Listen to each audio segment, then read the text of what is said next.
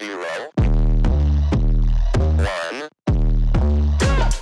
Let's get started. Hello and welcome to Beyond Top 10 Tennis. My name is Dr. Ashley Morgan Berge and I'm your host. I'm the author of 12 books, a CEO of 13 years, an elite performance coach of over 19 years, having worked with athletes throughout Europe, United States to Australia.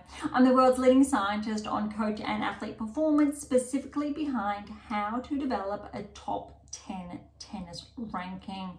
My work includes everything from mitigating injuries to conditioning behaviors that set a player up long term for the long game towards a top 10 tennis ranking.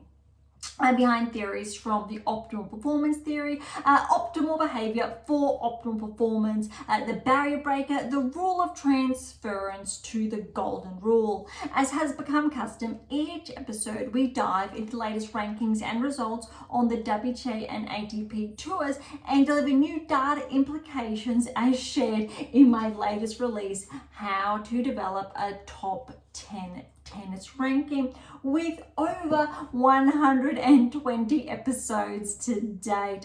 Today's insights play its own role, like so many other episodes, in developing the player, parent to coach for that road ahead towards a top 10 tennis ranking. So as always, buckle in and enjoy the ride.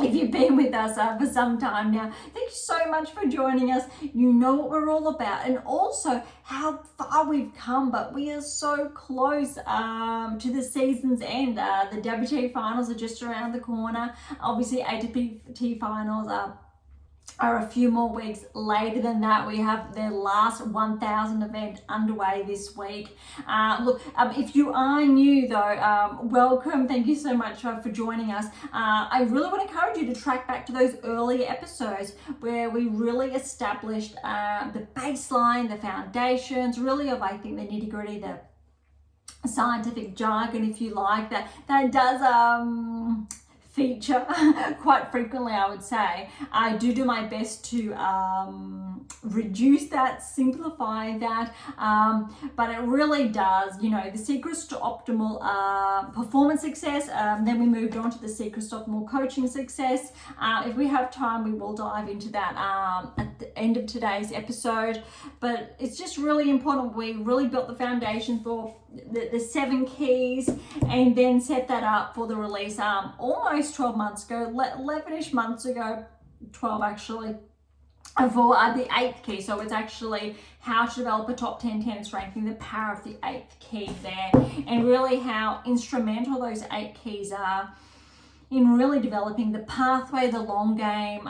To read up on that, obviously, to learn more, head on over to AM8 International, as well as a point of inception, so where you should start essentially, but also the alignment of your 10-year pathway is also available on AM8 International. We've got some new posts up recently that I've put out there, and I think we have so much information or data, if you like, available completely free on AM International, in conjunction to all of our texts now to date.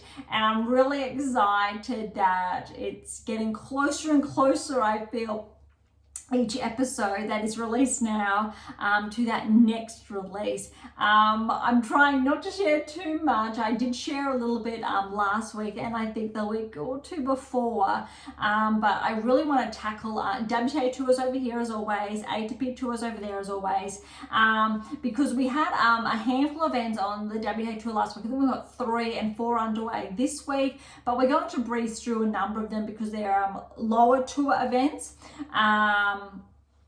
And the ATP tour, most of them are, I think, bigger events. I think we've got like 250s there, but also what's underway this week, so the Masters event, or the Rolex Masters. What's really important though is the rankings. We're going to have a closer look at that, purely because a lot of the top 10, top 20 players are not playing. They don't necessarily need to play, or they're not all obligated. So a lot of them are not in action, but you'll find the ones that are in action, they're actually, one, you could say they are not giving themselves enough time to rest towards the end of the season. but two, they're setting themselves up for next season. Hopefully, it's a very fine line, and they're trying to secure those extra couple of points. You'll see, I think, where I'm going later when I do dive into that. So rather than sharing a bit more of, let's say, a data snippet with our, I think, introduction today, let's head straight into WTA Tour action, and we'll cover that off, results, rankings, ATP Tour results, rankings, but we'll have a closer look at, well, I want to allow enough time for that. So then again, if you are new, I have been trying to keep our episodes, I'll say around that 60-minute mark, that 1 hour. Periodically we go well over. It has been a very long time since we've fallen under. But just to keep that, I think, front and center, so you know what's coming. Sometimes I can't promise, I most definitely will get carried away, but towards the end of the season, we have less events, but also I am trying to not overshare whilst I wrap up the release that I really hope you can get in time for Christmas. Otherwise, it will be in time before the Australian Open, so you can set your 2025 season up for even more. I'm very excited about that, but again, I promise not to share too much in that respect. All right, let's dive straight in. WTA Tour. We are kicking off with the Guangzhou Open, so it was in China. Just to preface that, Siniakova was the #1 seed. So I think from recollection, and look, I did have a look at this earlier, but as far as I think the rankings are concerned, so Siniakova, she's actually #1 in doubles, but when it comes to singles, 44 in the world this week. Obviously, it was a little bit different last week when the seedings were done, but just to preface, I think the draw and where that #1 seed sits. So we're not going to have players, say, inside the top 30 playing in the Guangzhou Open. It has wrapped up, so if you know the results, bear with me. I really want you to keep in mind, say, earlier episodes, predictive analytics, which really is explained and shared here and behind, and why it's actually not very surprising, the end result, and that's what we will get to. All right, so I'm just going to breeze through. We did look at the first round results last week, so I'm going to kick off with round of 16. Siniakova and Parks, 1 and 4 to Siniakova. Pera Zhang, Pera with the win, 2 and 2. 1 was the third seed, but Salskew got the win, 2 and 3. Danilovic, not seeded, just outside, or no, I think last week she just got inside the top 100. She got the win against Parry, the 5th seed, 1 and 0. Wang with the win over Wei in 3 sets. Bronzetti over Christian, straight sets there. Buzes Miniero, straight sets over Shi. And Boskova is the 2nd seed. She fell in the second round, or round of 16, to Dolhide there. All right, so quickly on to the quarterfinals. Siniakova, straight sets win over Pera, so that was 4 and 5. Danilovic with a very good win over Sanescu, 4 and 4. We've got Bronzetti with a win over Wang, 4 and 1. And Dolheim, 3 sets win over Bozes Miniero, the 7th seed, 6-4, 4-6-6. Love, that's quite impressive. All right, on to the semi-finals. Siniakova and Danilovic were facing off. Interestingly, it was a set apiece. Third set, Siniakova 3-4. Danilovic was up, or it was on serve, it looks like. Then Siniakova had to retire. And keep in mind, Danilovic has been able to push a top 50 player 2-3, which is, irrespective of the result, is very impressive. But courtesy of that retirement, and Danilovic has made it through to the final. So recall again how we've been tracking inadvertently Danilovic this season. And I say inadvertently because of her ranking, because she's not, say, inside the top 20, hasn't progressed, say, to the round of 16 of a Grand Slam. We don't have those big metrics that we've really been focusing on. Still, she has actually been tracking more so than other players around that ranking range, to the point where she's just scraped her way in on the radar. Very important to note there. All right, Dolhide over Bronzetti in the other semi-final. That was 3 sets. But again, a set apiece. Third set, 7-6, but that tiebreak was 11-9. That is very brutal, but well done to Dolhide. But how's this for the scoreline? Danilovic has claimed her title. I believe it is her maiden title on tour, or potentially it's her second title. I could have read, but it's been a couple of years in between over Dolhide, 3-1. That's really impressive. I'm impressed by that, purely because how fast her ranking has been, or it's coming back, I think, to where it potentially was. So I really just want to take a quick peek of where Danilovic's ranking typically has been, and it has been outside the top 100 for the majority of the season. And I'm just looking now, and it has obviously the last couple of weeks bumped herself back in. I'm not going to spoil her new ranking high. I will leave that for, I think, when we do have a look at the rankings. But I just want to have a quick look at the 23 season, just to check. And she did spend last season predominantly around that similar ranking range. So I just wanted to clarify that there, if there was any bumps that where she was last year to this year. But it looks like there was that plateau, and then she really has been tracking steadily this season, which is what we want to see. Okay, on to the next event for the WTA Tour that wrapped up last week. This was a bigger event for the week because Zheng, we've got an action, #1 seed, Toray Pan Pacific Open. Again, this one was in Japan. I do believe we did have a number of seeds again that were not playing. So Zheng definitely was the favorite. I think to put things into perspective, had Dad Meir was the second seed.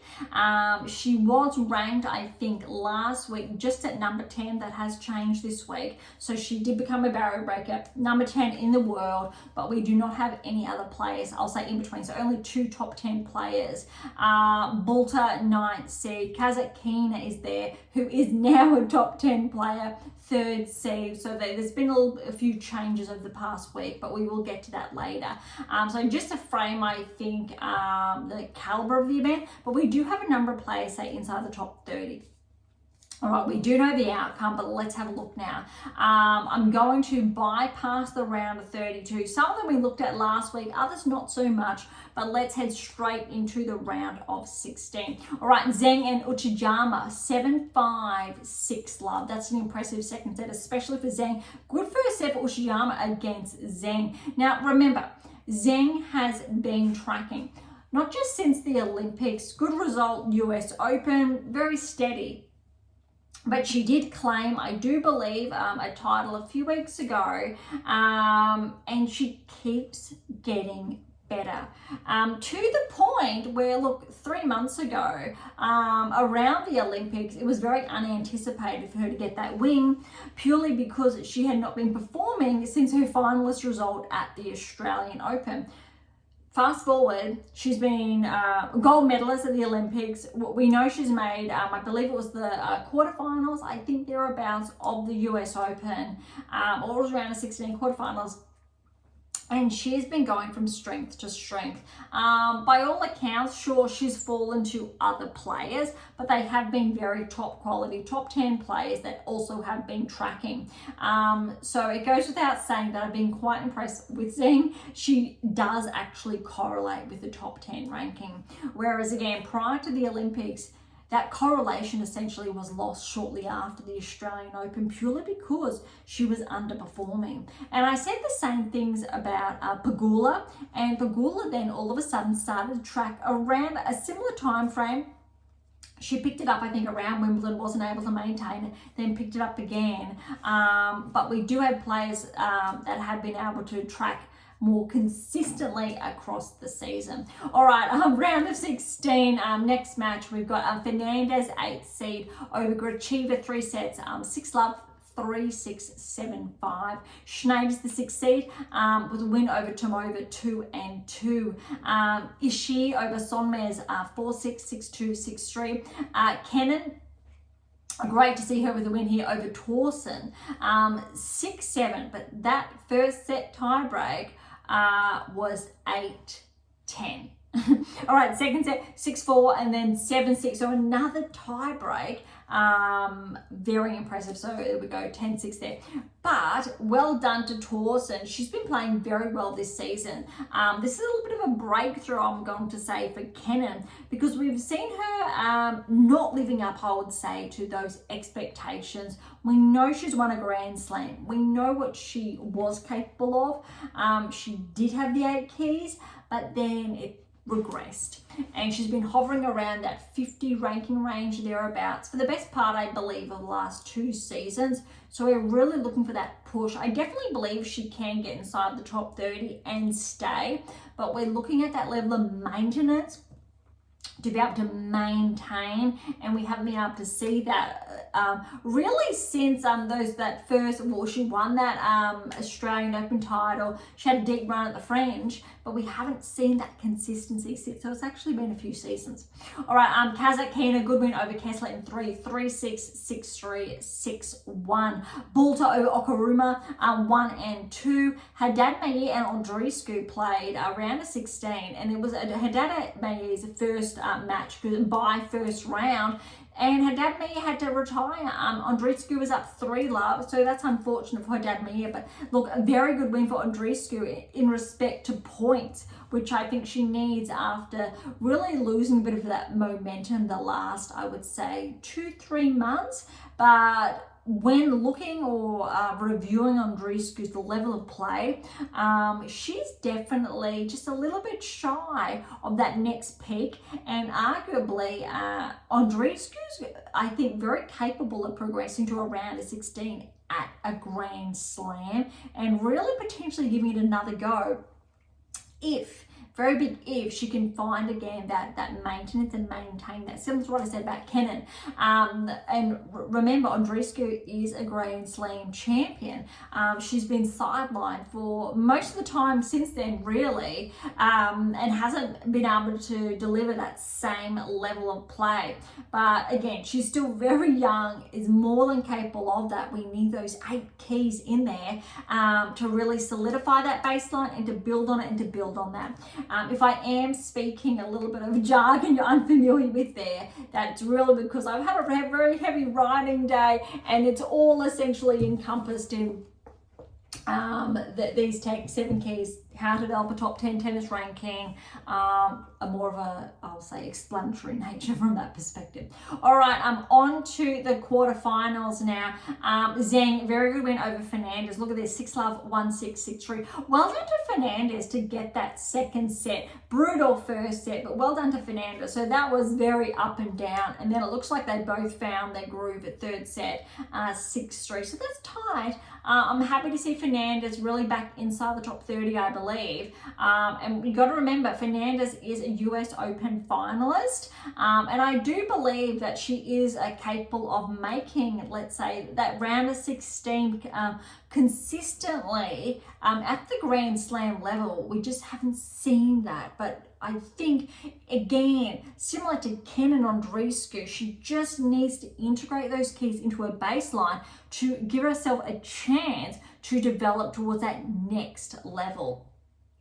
All right, Schneider and Ishii. Schneider did progress there because Ishii, my apologies, there's a walkover, so she did retire. That's a bit unfortunate, especially after that huge win over Sonmez in 3. All right, Kenin and Kazakhina was the other, or another quarterfinal, and obviously Kazakhina had been heavily favoured. She claimed that title, I believe it was last week. Look at this, 3 and 4 to Kenin. That has to be Kenin's best win, I believe, all season. Please do correct me if I'm wrong. I do not have, obviously, it in front of me, but that is a very impressive win on Kenin's behalf, 3 and 4. The last quarterfinal was Bulta and Andreescu. Bulta's, she was tracking a lot early in the season, I believe leading up to Wimbledon, regressed somewhat, so outside of the top 30 after peaking around, I think, 24, 25, and it looks like she's starting to find that groove again because a very good win over Andreescu, 2 and 1. And again, like I just said, look, Andreescu, she is a very capable player, so that is not a pushover for Bulta whatsoever. That really just signals that Bulta was she came to play, and she played very well. All right, on to the semi-finals. We've got Zheng, Schneider, Kenin, and Bulta. And did not disappoint. Schneider, again, is another player that's been tracking all season. She was ranked around 80 at the beginning of the year, 80, 90, maybe around that 100 range. And she really got herself on the radar. She really caught my attention. And she's been able to make inroads ever since. And I think it was only maybe 2 months ago that I said, if Schneider played absolutely sensationally, consistently, she would finish the year inside the top 20. And she already got there, I think, around, it's got to be about 3-4 weeks to go now.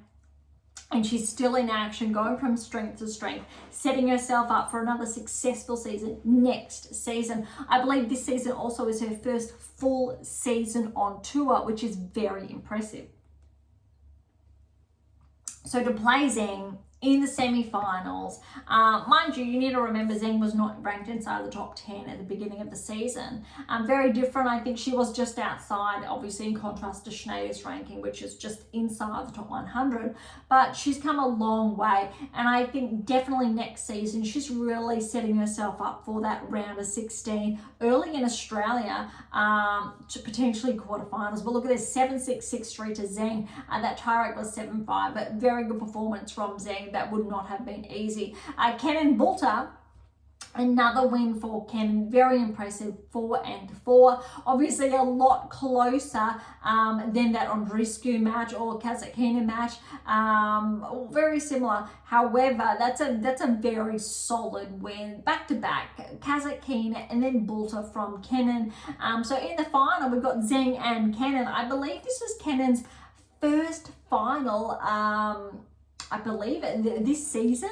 I'm not sure if she made one last season, but Zheng with the win, with another title. I believe this is her second title in a matter of weeks, or the last 3-ish weeks. Very impressive, and I think it's her 5th title this season, so she definitely is up there. I won't say as much as say the likes of the Swiatek, Sabalenka, but very impressive nonetheless. 7-6, 6-3. That tiebreak was 7-5. For Kenin not to go away, that's equally impressive.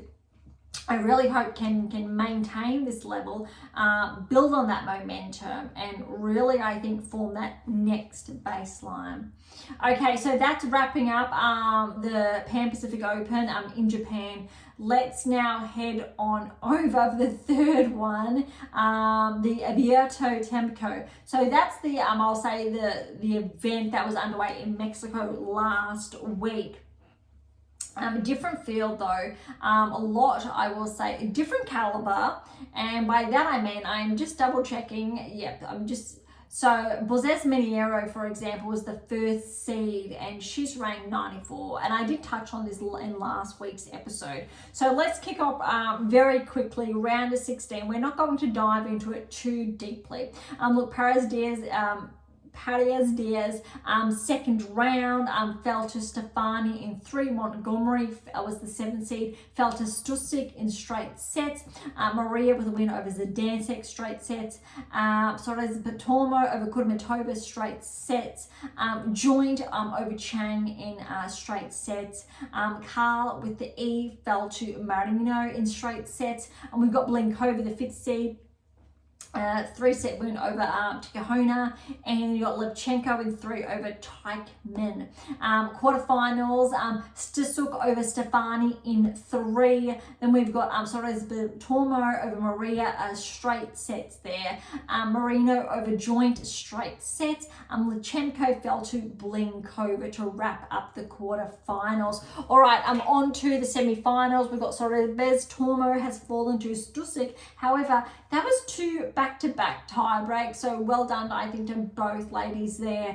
And then we've got Blinkova over Marino, and again, that's a 3-set match with 2 tie breaks, so all 4 players, very high caliber. But look, on to the finals, we had Blinkova, the 5th seed, and Stuksik was the surprise there, and Statusik is the, I think, surprise factor there, because look, 642664. I apologize as always for the mispronunciation, but I believe that is Satook's first title on tour. Obviously incredibly impressive for, yes, I'm just checking, the 19-year-old from Canada, and her ranking has bumped itself up to 116 in the world. So we won't be touching on her ranking progressions purely because ranked outside the top 100, but just I think for to frame it correctly, like this time last year, or her highest rank last year was 258 in the world. And if we look at her progressions this week, she has been relatively steady. She's had some progressions and regressions, but hopefully this is where we're at. Start of the year just outside the top 200, almost actually into the threes, or at 275 she was in January. So that's always interesting to have a look at those key progressions. All right, so that one wraps up the Abierto Tampico Open. Now we are into live action this week. So events that are currently underway. We've got 4 to cover. All right, so the one we're going to kick off with this week is the Hong Kong Open. And again, to preface, Sinead is the #1 seed. So this is, I'll say, the biggest event on the WTA Tour underway this week. That said, the 2nd seed is Bulter. So we know Sinead is just inside the top 20. Bulter's obviously progressed in the rankings. I have not checked it, but I believe she is ranked around that 25 range. And then they're really the top 2 players. We've got Halep in action. This is maybe her 2nd, 3rd event back that we've seen her over the last couple of weeks. But really, look, Fernandez is in action. But that's really the key, I'll say, top 30 players this week. We've only got first rounds to go over, so we'll quickly go over them and move on to the next ones. Okay, Sinead, first round win, round of 32 over Akaruma, 3-3. I'm really curious to see if Sinead actually progresses all the way through, purely because the points she's going to pick up and how close all of these players are. Well, one, it's an anomaly. It does not add up. I've written about that in my next release coming up. But the top 10 really should stay where it's at. We shouldn't see any more new barrier breakers this season when we're looking at performances relative to rankings, that maintenance, etc. I won't get too much into it. But Sinead has been tracking, and there are players ranked ahead of her where Sinead has actually been outperforming. So she's not essentially poised to get over the line. And that, from that perspective, however, she can set herself up for a very good next season. Though there's a very significant discrepancy on the WTA Tour and those rankings. When you've got the likes of Vondrousova, Jabeur, Makova, I know I'm missing someone that have been bumped outside the top 10 of the last couple of weeks. None of these players have, say, made the quarterfinals, semi-finals of a Grand Slam before, let alone won one when we have those players there. Unfortunately, we had a number of players inside the top 10 that were not performing this season. They weren't able to defend those points. Jabeur, Vondrousova, for example, really bumped out. And I know I'm missing one. There we go, Sakari. She was bumped out as well. And we know these players have been inside the top 10 for probably the best part of the last 2, 3 or more seasons. So it's left a very big gap. But these players that are filling these gaps, they're not of the same caliber, the level of play is not the same quality to make those rounds of the Grand Slams, but they've been playing so many tournaments, doing, I'll say, good, picking up those points, but it's not the same as that level. So that's just food for thought. All right, Horn over Chong, 3-4. Lamans over Gayo, 3-0. Buska over Wong, 3-3. Fernandez over Watson, 2-2. Birrell, another good win. She had a breakout, I think, when it was last week. Very impressive, and she didn't even have to qualify here. She is that local player on the Gold Coast. So she's outside the top 100 still. Her ranking, I think, was around 170, got to 140. She's just inside, I believe, the 120 now. Bogdan's ranked around that 112 range, and Birrell actually was the, I'll say, lower ranked player, but she got the win, 3-4 over Bogdan, so that's a very good win. All right, she and Gasparin, she with that straight sets win. Pera over Sato 4-4. Yuan over Halep 3-3. A little bit surprising from that perspective. I was really hoping Halep could get a few wins under her belt. We're yet to see that. Hibino over Liu, that's 3 sets there. Kenin, another good win there over Yamaguchi. So good for her to get those wins under her belt. Let's see how she tracks this event. Ponce over Wang in 3, Gracheva over Porozova in 3, and we've got Zakharova over Jane, straight sets, Wang over Inu, straight sets, and Bulta over Ito 4-4. We've got a couple of round at 16 matches, so I will chime in there. Yuan is the 16th.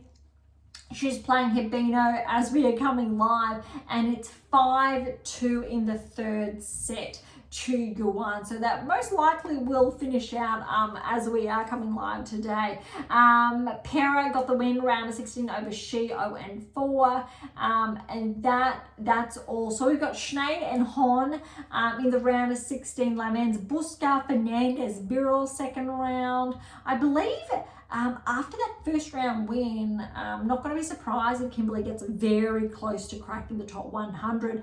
I believe that will be a first time, or maybe she did it a couple of years ago, or probably around 5-6 years ago, I think, from memory. However, this will be a very good run for her, her best run, I think, in recent years. Look, obviously we know Kenneth's very different as far as her progressions are concerned, but she has a very good chance to progress, I think, in this event. She will not face someone, I think, to the likes of a Fernandez or a Schneid until much later on. So Ken really does have an opportunity here. She will, however, face Bulta in the semi-finals if she continues to progress. So that's going to be very interesting there. All right, that's it for the Hong Kong Open. We'll track back to that next week to wrap that up. Now, we do have the Jiangxi Open in China. Hopefully I pronounced that correctly. Okay, so we do have a couple of first and second round matches to go off. Buskova is the 3rd seed, and just to preface, I think the level here is Buskova is ranked 48 in the world. So we'll quickly go through first round results. Buskova over Yala, straight sets. Yao over Liu, straight sets. Prindankina over Seidel, straight sets. Rakimova over Martic in 3 there. Martic once upon a time was ranked inside the top 50, closer towards the top 30, but she has had a bit of a regression of, I will say, the last few seasons, but well done to Rakimova to get that win. Pozes Miniero over Diaz, straight sets. Gulbik over Yu, straight sets. Fruvatova over Von Deichmann, straight sets there. Rus without an E over Sterobutsiva in 3 sets. Bronzetti, 7 seeds fallen to Swans Q in 3. Zheng over Fett in 3. Korpage over Nugro, straight sets. Uchijama, 3rd seed, has fallen to Seigman. Good win for Seigman there. Bonda over Hortano, 3 sets there. Trevisan over Zheng, straight sets. Wei over Hontama in 3. And Shmankova is the 2nd seed, straight sets win over Zhang there. All right, we've got a couple of round of 16s. Seigman has got a win over Korpage, 4-4. Progressed through to the quarterfinals, and that is noteworthy there. And we've got 2 more. Rakimova, the 5th seed, has got a round of 16 win over Pradankina in 3 sets. So she will play Buskova, who is the 1st seed again, who got a straight sets win over Yao. It'll be interesting again to see who tracks, let's say, semi-finals, finals. If obviously that seeding holds up, Seigman has had a very good season on and off nonetheless. It's good to see her. She peaked earlier, I think, in the season, coming back again. She is more so of a doubles player, I think, at this part of her career. But she's still actually very good when it comes to singles, and I think is more likely an underdog because of her ranking. But we have seen her cause a couple of, I'll say, problems in a very good way. So So let's see, I think, who tracked it. If Boskova tracks all the way through, if we see Shmankova through as far as the seeds are concerned, or we see Seichmann or another player have a breakthrough event. All right, next in line in Bolivia, we do have the Bolivia Open. To preface this one again, Sheriff is the #1 seed and her ranking is just inside the top 100. So I'll go quickly through these ones as well.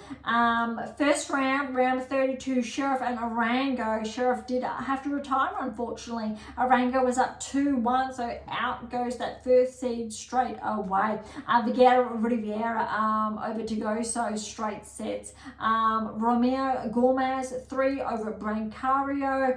Jones over Capuro Tetora. I apologize for the mispronunciation there. Pogossi over Alves, straight sets. Smith's fallen to Worth in straight sets. Erovacek over Otsensi in straight sets. Udavari over Noah Aruki in straight sets. Semstasha straight sets over Bolsova. Mladenovic and Jenčević still have to play. Mladenovic, noteworthy, good doubles player. Has Grand Slam doubles titles to her name. Lodakova over Zafsteska, Ria over Istanbul, Tudoni over Lara Guai, Branstein and Kordovaman still have to play. Stadovhova over Zeballos, and then we've got Paquet, the second seed, over Lambrana. Just noteworthy there, a lot of those players we haven't really heard of because we've been focusing on players ranked inside the top 100, predominantly inside the top 30. Lambrana is ranked 526 in the world. So that's just to preface, I think, this.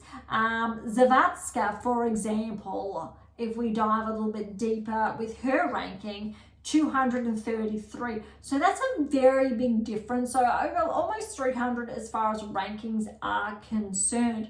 I just want to have a look at now Mladenovic's ranking. Look, in doubles 27, singles, she's bumped out to 197. And I'll do another random one here, is Smith. So I'll check those rankings just to prove. So 326, that's a hugely vast field from rankings in the 500s, 200, 300, 100s. Yes, it's important to see who's going to track through, who's going to get that title, to see if they will maintain that. That's really all. But this is really where a lot of the hard work is done, trying to get those breakthroughs. So of all of these players that I've talked on or mentioned at the Bolivia Open, and look, it is on clay, so they're really just playing for points here. Obviously change of surface, not hard. So obviously we know Sheriff was favoured, but a lot of these players, they're trying to find that momentum and establish that. We know Arango, for example, has started to show signs to track.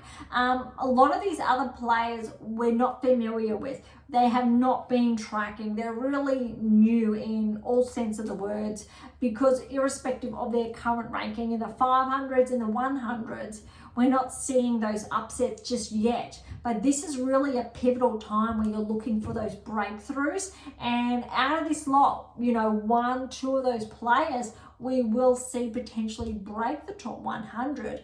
But it's really going to be a matter of seeing who's been able to track, not necessarily towards the end of the season, but if they can pick that up next season. All right, one last event, and it is a lower event as well, and that is that Merida Open, so in Mexico. And I just want to preface this again for the rankings, just to double check. I did have a look earlier, but Sholinska is the first seed and she is ranked 175, so very similar to the Bolivian Open. Very quickly through here, so Sholinska over Konova, straight sets.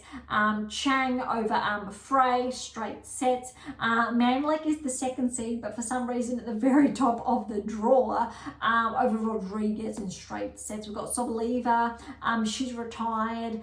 Veta with a win over Soboleva there. there.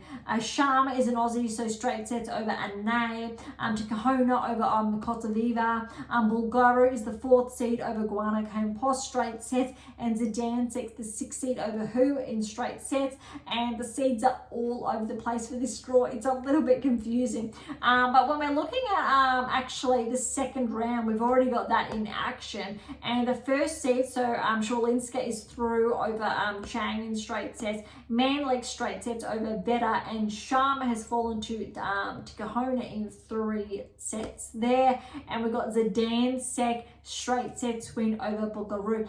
Noteworthy, and correct me if I'm wrong, Zidansek actually progressed to the round of 16 at a Grand Slam. I am just checking. No, semi-finals of Roland Garros. So she surpassed that round of 16 in 2021, 3 years ago. Semi-finalist at Roland Garros. She's progressed to the 3rd round in Australia. 2nd round US and Wimbledon, but she did not play Wimbledon or the US Open the last 2 years because her ranking really has regressed since then. Don't know what happened, but that's a huge peak. She had a huge breakthrough and wasn't able to maintain that. And I remember this because if you read the What Is Your Game Missing series, Zidansek is actually in one of those books, one of those players featured, because it was around that time, 2021 release. And obviously this result, the semi-finals result Zidansek had, allowed her to be placed in there as one of those key players to watch. So that's really noteworthy. And unfortunately, obviously, her ranking has regressed since then. She was, I think, around that time between 50, 78 in the world. So that's just a little fun fact there. Okay, that's all of the events, and that was a lot. Let's head over to the rankings. We probably won't spend as much time on the rankings as I'd anticipated, purely because we had a lot of events to cover.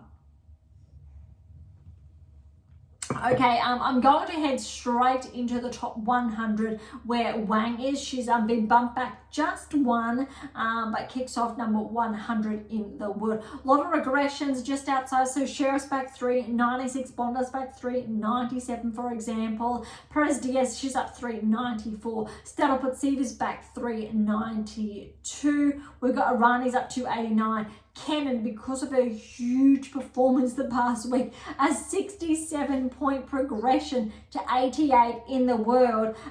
Look, Cannon was ranked 50.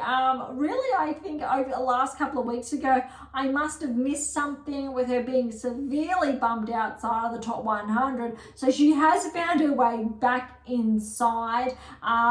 Only because I'm curious to see what has happened. I really want to have a look at where Kennan's ranking was over the last couple of weeks, since obviously there was a little bit of a blip there.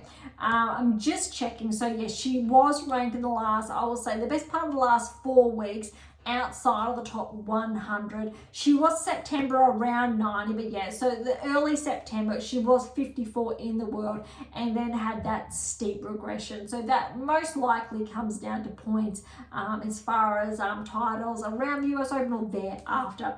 Okay, there's a lot of regressions in the 80s there, just slight ones there. Tom Lanovich is back 4 to, I say, 85 in the world. 80 to Podoroskis, she's back 4. Dolhide, after a week, she's up 23 points. Very impressive. I do believe Dolhide has been inside the top 100 previously, so this is not a peak, I don't believe, but 78 in the world. Blinkova, she's up 10 to 75. Kudermetova's back 14 to 76. Wozniacki's steady there at 72. We've got Townsend, she's back 2 to 68. Erica Andreeva back 2 to 67. Gorochiva's up 2 to 66. Okay, Osaka, she's back 3 to 59, although we know she's not in action. And just in front of her is Raducanu at 58, and she's back 3. I definitely think Osaka and Raducanu are 2 players to watch next season. Obviously, if they are healthy, that's going to be noteworthy or to keep an eye on there. Bozes Miero, she's up for 56. We've got Danilovic, a huge jump jump here, a 34-point progression to 52 in the world. Very impressive for the Serbian there. This has been coming. I'm very excited for her purely because we have been tracking this season and I love it when the data's right. All right, Torsen, she's up 3 to kick off the top 50. A Stern steady at 46 there. Pliskova steady at 42. Jabeur, so she's back actually 9 to 41 in the world. A very big difference. So Jabeur is one of those players I mentioned, and Vondrasova is another one. She's back 8 points to 39 in the world. I believe both these players, however, are sidelined in all fairness. Anisimova, she's up 2 to 36. A lot of progressions inside, say, the top 40 to between 30-40. Mertens is up 2, 34. Yastremska, semi-finals of the Australian Open, I believe. She's up 1 to 33. Fernandez is up 3 to 32. Looking to see if she can bump herself back inside the top 30. Sakari is also back 9 to 31 in the world. So they're 3 players that were firmly inside the top 10 and they're no longer there. And Makova is another one to make for a very, very big gap. All right, Bolter, she's up 4 to 29 in the world. Svitolina steady at 26. Noskova's up 2, 25. That's good to see. Makova, there we go. She's up 2 to 23. Seems like it's potentially only a matter of weeks. Makova most likely will finish the season inside the top 20 at this rate. Keys is back 1 to 21. Azarenka's up 1 to 20 in the world. Haddad Magia was just inside the top 10 and she's been bounced down. So she's a 7-point progression the past week to 17 in the world. Mira Andreeva's at 1 to 16. This is what does not make sense. But hold on. Krejcikova again was inside the top 10, should be inside the top 10. She's 13. Krejcikova, aside from, I believe it was Sabalenka and Swiatek, including the Olympics here, made 3 quarterfinals or further this season. We know she's got a Grand Slam to her name. She should be inside the top 10. So this is what does not make sense. Schneider, she's up 2 to 14. Badosi's up 2 to 12. And Kalinskaya is up 1 to 11, which is very, very significant. And I think what's really noteworthy here is these players have not progressed other than Krejcikova at the Grand Slam level. All right, so inside the top 10, Collins is back inside the top 10. Kasatkina bumped in last week. Movers inside the top 10. Paolini's up 2 to 4, but I think that's because Rybakina lost points because Paolini wasn't in action. And similar with Pegula, or that's probably because Pegula was meant to play because she's back to there to 6 in the world. But that actually is a correction in all fairness, because Paolini with her results this season, 4 round of 16s, 2 Grand Slam finals. Pegula's got 1 final and no other round of 16s. So Paolini is by far deserving there. Similar Rybakina, Paolini should be ahead, so it's really corrected itself, which is good to see. But look, Zheng is gaining on Pegula because of how well she's been playing. Potentially, if Zheng wins this week, she could overlap Pegula to claim 6. That's very important to note. Navarro, she's not in action this week. Kasatkina is. Kasatkina might gain on Navarro if she's able to maintain that level. We know Collins is not in action this week either. So that, look, outside the top 10, Kalinskaya, there's really only 200 points separating. And Kalinskaya has not been in action either. Badosi's not in action this week. She's another, roughly I'll say, 100 behind, but not quite thereabouts. Undoubtedly, Krejcikova should be in there. So this is why the top 10 rankings are still skewed, because you have the likes. Yes, Navarro should be inside the top 10. Kasatkina's had, I'll say, a pretty good season. Same with Collins. That's what it probably should more look like. However, you really need to give Krejcikova the benefit of the doubt there, because Collins has not been tracking at the end of the season, unfortunately. So Krejcikova should be bumped in there. if the likes of a Kalinskaya or Badosa were bumped inside the top 10, it really would not make sense. Yes, Badosa's been tracking this season, but to start the season at, say, 90, I think it was 110, 15 in the world, and to end up inside the top 10, you would expect that if you won a Grand Slam. That has not been the case for Badosa. So there's a lot to say around that as far as the data is concerned as well. WTA rankings in this respect have been skewed. Unfortunately, ATP Tour is a little bit more correct from that perspective. Okay, this is a lot. That wraps up the WTA Tour. Let's head on over to the ATP Tour. Thankfully, we've got 3 events, 2 last week, 1 this week to cover. ATP did have more last week. All right, Erste Bank, where Zverev was the first seed. Let's we'll look at the first rounds because I'm not sure, we did not dive in, and we just kicked off, I believe, last week or thereabouts. I'll go very quickly. Zverev over Schwartzler, first round 2-2. Giron over Michelson, 7-6, 6-3. Monfils over Howells, 7-6, 6-3. Mozetti over Sneeko, 3-2. Dimitrov over Zhang, 6-4, 7-5. Makak over Marazan, 7-6, 6-1. Last match for Thiem, so Darderi got the win over Thiem, 7-6, 6-2. We did touch on that last week. Draper over Nishikori, 7-6, 7-5. TFO over Norrie, 4-7, 6. Berrettini over Fuchsovich, 7-5, 6-4. Say both wild fell to Kakanov, 2-4. Kakanov has been tracking. Nakashima over Paul, that is an upset. A very, very good win for Nakashima, 4-4.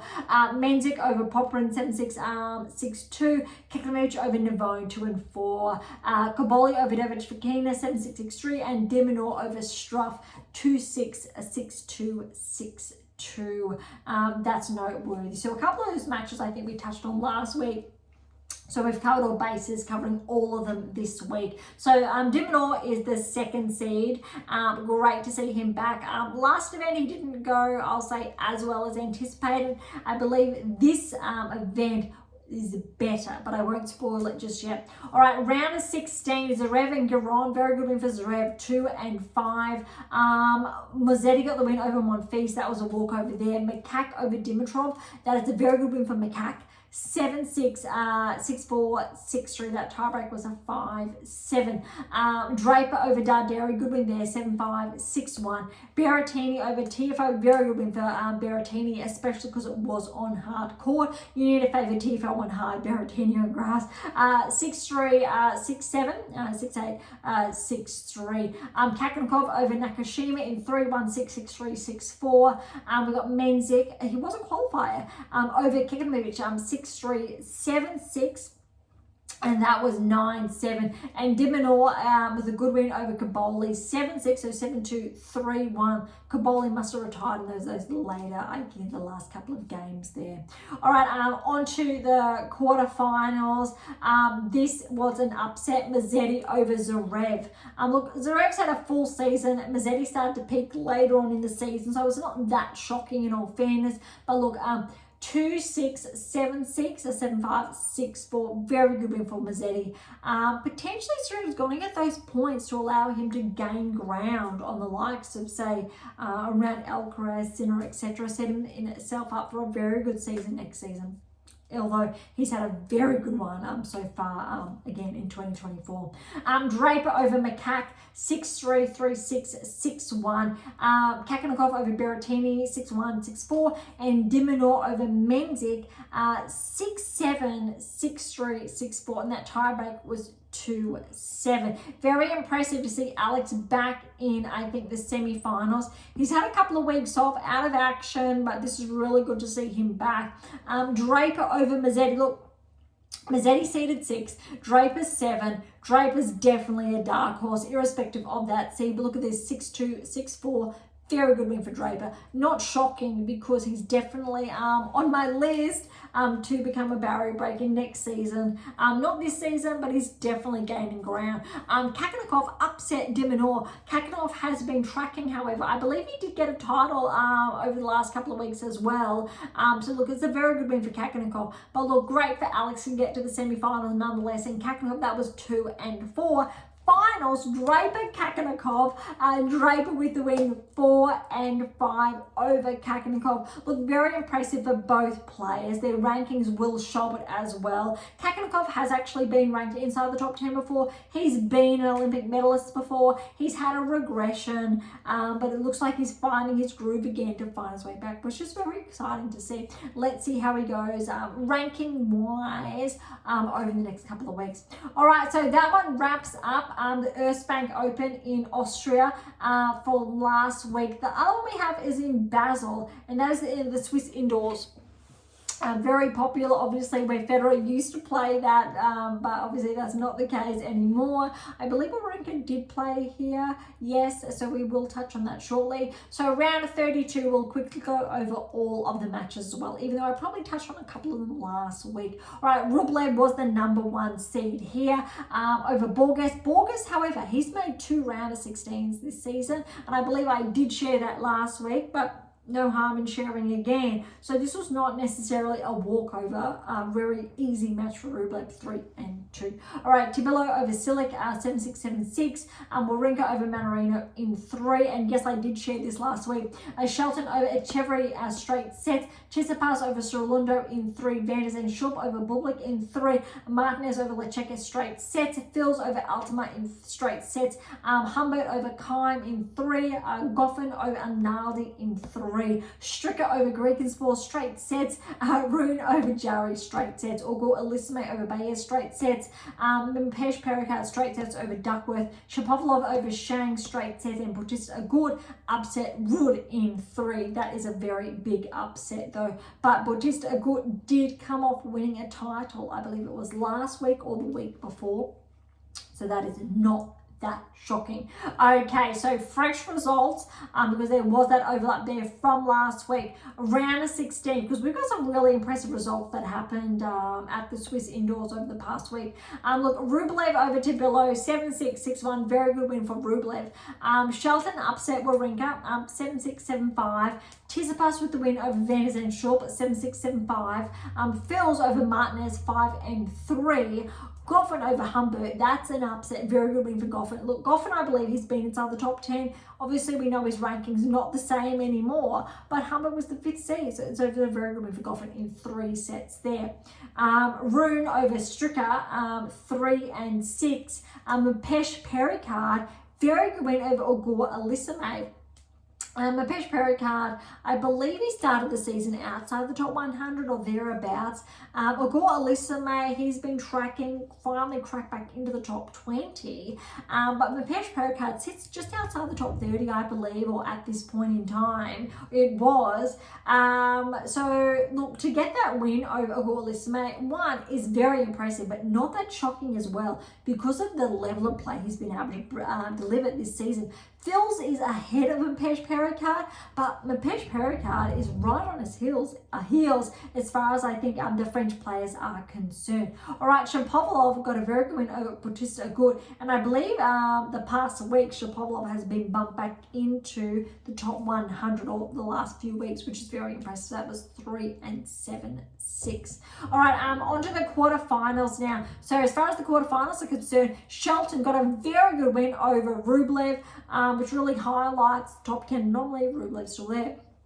But 7-6, 6-7, 6-4, very strong. Shelton's had a regression in his ranking lately, but this should pick things back up a little bit thereabouts.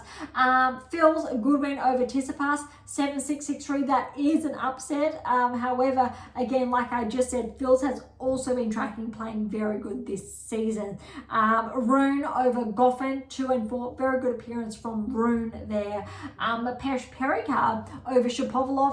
That would have been anticipated, but that's in 3, 6-7, 6-3, 7-6. All right, semi-finals, we do have some upsets to mention because we've got Shelton and Fils played off 6th and 7th seed respectively.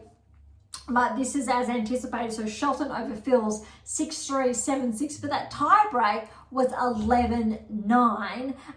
other semi-final, Rune Pericard. Rune, look, he was inside the top 10 beginning of the season, regressed outside. I've shared that about multiple times about the data, predictive analytics. We knew that was going to happen. He has started to progress in the second part of the season, and I've shared this over the last couple of weeks, but he hasn't been able to get over that last threshold to really make, say, the finals of one of these events. But still a very good performance to make the semi-finals. He was favoured here, but Pericard got the win, 7-6, 6-4. And how's this for the final? Pericard over Shelton, 6-4, 7-6. That was 7-4 in that tiebreak. Very impressive. So that's really bumped Pericard's ranking up. I believe, without checking, that Phils is still in the lead, but Pericard's gaining. It's really great to see. Both of these players have had a breakout year. Phils obviously was ranked ahead. I believe he still is. But Pericard is the younger one, I believe, of the two. And it's great to see, I think, two new players on the block, and I say new as in they've been really tracking inside the top 30, making those inroads. Great to see. Okay, that is a lot there. So that one wraps up the Swiss indoors. Onto now the Rolex Masters. Over in Paris, or Rolex Paris Masters, if you like. We only have, I believe, the first round matches. We do have, say, Kazooks as a lucky loser in the first seed place after Sinner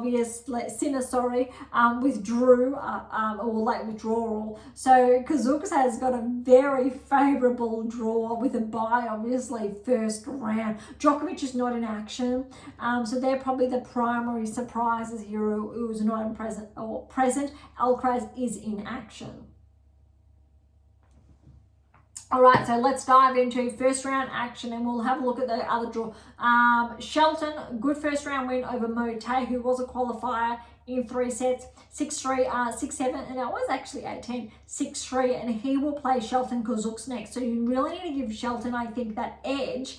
But if both players continue, Shelton will face Rune potentially in the round of 16. That'll be interesting to keep an eye on there.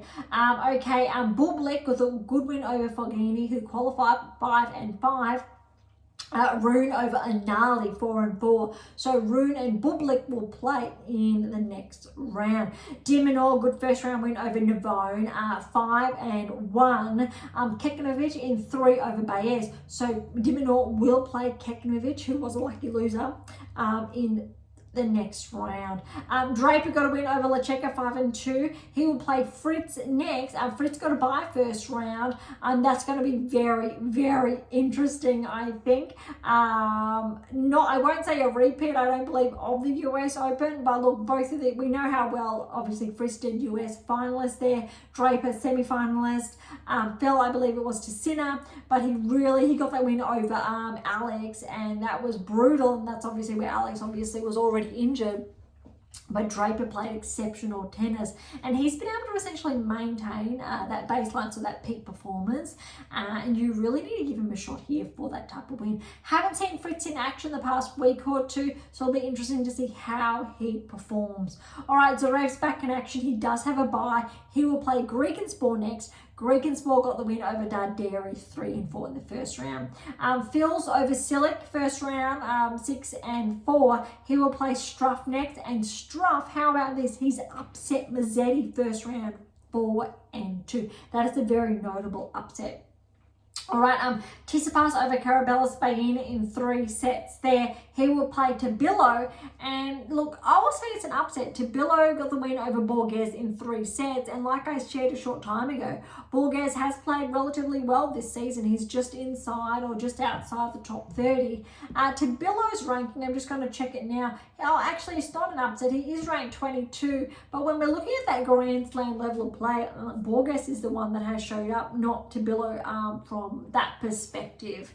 Okay, Surilundo over Hals in straight sets, and he will play Rublev next, with Rublev getting a bye. That one has been underway, so we'll track back to that shortly. Dimitrov with the bye. He will play Etcheverry, who got a straight sets win over Zhang. Rinderknech, straight sets a win over Macaque. I'll say a little bit of an upset there because Macaque's been playing very well this season.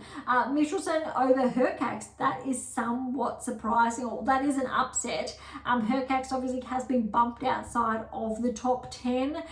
He really needed those points to bump himself back in, but that doesn't look like it's going to be the case. I think it's going to be quite hard for Hercax to bump himself back into the top 10. This was a very big chance, obviously, being the last 1,000 of the season. So it looks like he's going to have to start fresh next season. Pesh Pericard continued his run. 3-set win over Tiafoe, 6-7, 7-6, 6-3. Well done to Mapesh Pericard. He will play Kakanakov next, who got the win over O'Connell in 3 sets. That's a very good win. Match for O'Connell. Lucky loser. But look, 6-4, 3-6, 7-6. That was obviously 10-6. Poprin over Berrettini. Very good match for Poprin there, who will play Medvedev next, who did have the bye. Rudd got the bye first round. He will play Thompson second round, or round of 32. Thompson first round win over Martinez, 4-4. Berge over Gasquet, 3-4. Mannarino over Paul. Another early upset for Paul, and that was 3-5. A little bit surprising. That said, Paul's been tracking all season. We're seeing this. Swiatek's one of the players on the WTA Tour with that burnout where they were losing earlier in those rounds, and that's important to note. Paul is primed to become a barrier breaker next season, but hopefully he's not losing too many points. If he finishes season weaker, that could, I will say, take him longer to track next season. But he's definitely in need, I'd say, of a very good off-seasonal recovery there. Humbert over Nakashima in 3. He will play Garon next. Garon got a straight sets win over Shang, although back-to-back tiebreakers, and the tiebreaks, both scores were 8-6. Jarry over Sonegro, straight sets. And so Jarry will play Alcaraz in the next round. Alcaraz obviously with the bye. All right, like I said earlier, a couple of those second round matches are already underway, so we will quickly touch on them. But I'll recap who's playing who. Kazuk Shelton, Bublik Rune, Diminor Kekanovic, Draper Fritz, Zverev Rukenspor, Phil Struff. Tsitsipas got the win over Tibillo, 3-4. Cyril Lundo has upset Rublev, 7-6, 7-6, 8-6, 7-5. So Tsitsipas and Cyril Lundo will play next round. Let's see what happens to Rublev's ranking if there is a correction that has been anticipated all season. However, Rublev has started to play well, I will say, this part of the year. So it's a bit of a tough call from that perspective, but I'm very curious to see how the rankings play out over the next couple of weeks. Dimitrov, Echeverry, Rinderknech, Michelson, Mapesh Pericard, Kakanakov, Poprin, Medvedev, that will be a blockbuster. Rudd and Thompson has already been played out, and Thompson has gone with an upset. That's 2 early round upsets for Rudd, 7-6, 3-6, 6-4. And look, Rudd and Rublev, they're inside the top 10. That's really a very big opening. Both of those players losing early on in other rounds. You need to put a question mark there, especially Rudd, for example, for, well, Diminor to be really, I'll say, solidified in the top 10. Maybe there's a chance for Tsitsipas to bump inside to the top 10. All right, Burgess, Mannarino, Humbert, Giron, and finally we've got Alcaraz and Jarry. Already played out. Alcaraz with a good win over Jarry, 7-5, 6-1, which is noteworthy there. Okay, that wraps up the Masters, so the Rolex Masters. It's a bit surprising not to see Djokovic's name obviously in the mix. I believe most other top 10 players we have touched on, but let's head on over to the rankings. So I'll just double check that who have I missed. No, most of them, I don't think Dimitrov I mentioned was in action. Maybe not. That's a lot that we have covered. All right, let's start at the top 100. We have gone already over today, so we won't be touching on. I'll leave that to next week again. Secrets of more coaching success. But first, let's have a look at the rankings. All right, Thiago Monteiro, he's just regressed, just 2, so he starts at the top 100 there. Vertinen has had a huge progression. Welcome to the top 100, I believe. 18-point progression to 96 in the world. Couple of regressions. Walton is up 11 to 92. Rusevori's back 5 to 91. Kokkinakis is back to 87. Kuzuk's back 5 to 85 in the world. Gaston's back 8 to 81. Shapovalov, this is impressive. So he's up 15 points, courtesy of the past week, to 80 in the world. Fognini's back to 79. Duckworth's back 877. Hijarka's up 7 to 76 in the world. Couple of progressions, regressions thereabouts there. Looking at I think those key movers. Norrie's back 3, 56 in the world. Kekanovic is up 3 to 55 in the world. Monfils, he's at back 1, 53. Now we've got Goffin. He's made some really good inroads this season. He's up 4 to 50. That's really great to see. Gron, he's been tracking, I'll say, on and off this season. He's back 1 to 49. Menzik's up 3, 48. Zhang's back 1, 47. Bautista Agut had that huge ranking progression, I believe it was last week, with that title, but he's just back 1 to 46 in the world. Darderi's back 1 to 43. Jalen Struff, he's back 2 to 42. Echeverry's back 4 to 40. Berrettini, he's up 5 to 36. He is edging closer, and I did share this earlier in the season. Potentially he's making his way inside the top 30. Potentially next season, top 20, here we come, which is going to be very exciting, I think, for tennis in general, to have Berrettini back in that mix. Bublik, he's had a bit of a steep regression lately because he was inside the top 20, but he's just back 1 to 33 in the world. Borges, he's back 1 at 34, but that's relatively steady.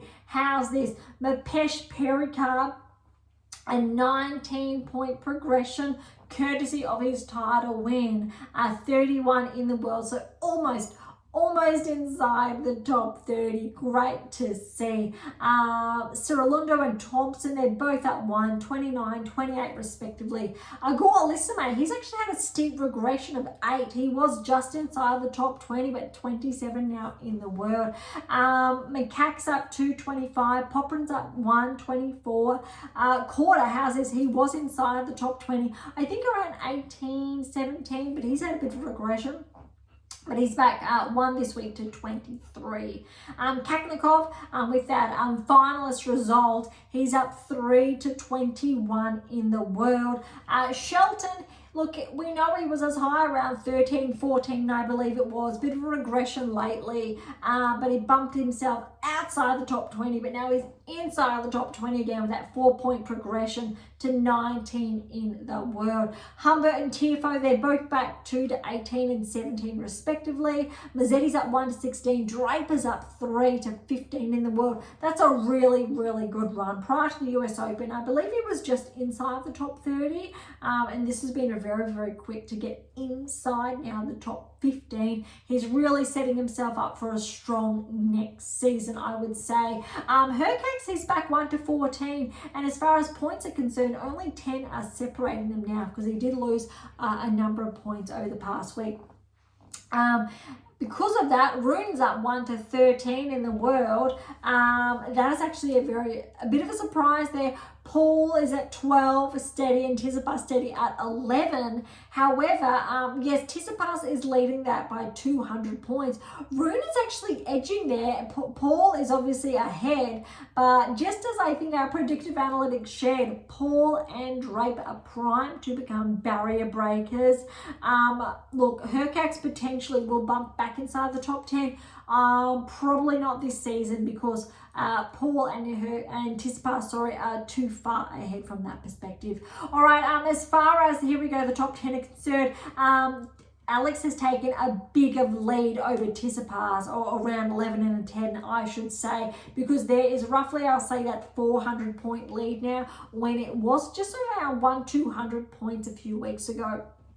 So the top 10 has started to, I'll say, re-solidify itself. Rudd, for example, even though he hasn't been that consistent of late, he's still ahead, I will say, of Tsitsipas by around that 600 points roughly. So it looks like more likely, unless Tsitsipas has a huge run this week, he will, the rankings or the top 10 will remain.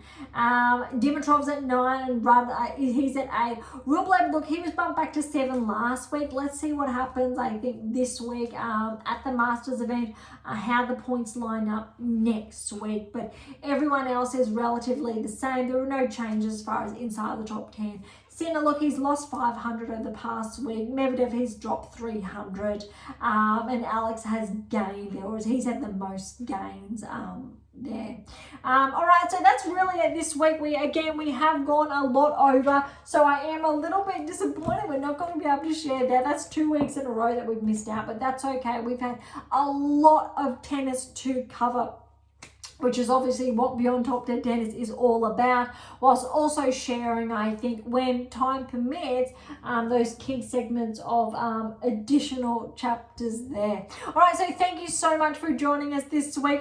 To grab a copy of my latest release, How to Develop a Top 10 Tennis Ranking, The 7 Keys, or The Secret to Optimal Coaching Success. This is a different cover on an original. These two are the fresh new covers, or the original ones as well. However, but you can grab a copy irrespective whether it's on AM8 International or Amazon. So regardless where you're based in the world. For any comments or questions, head to AM8 or topic thread, the social platform set on data privacy, or leave comments directly on YouTube or Spotify. To interact with Beyond Top 10 Tennis, head on over to AM International, or you'll see all our social handles in the episode notes. For something different, head on over to Pink Octopus Books, where my fiction release is, just in the background there. For something left to field, visit Spruik for some random polls. And of course, if you enjoyed today's episode, please subscribe, like, share, and all of the above would be absolutely phenomenal.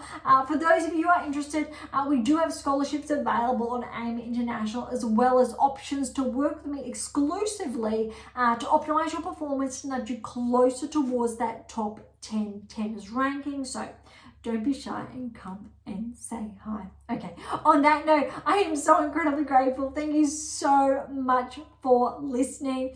I am your host, Dr. Ashley Morgan Berge, and this is Beyond Top 10 Tennis.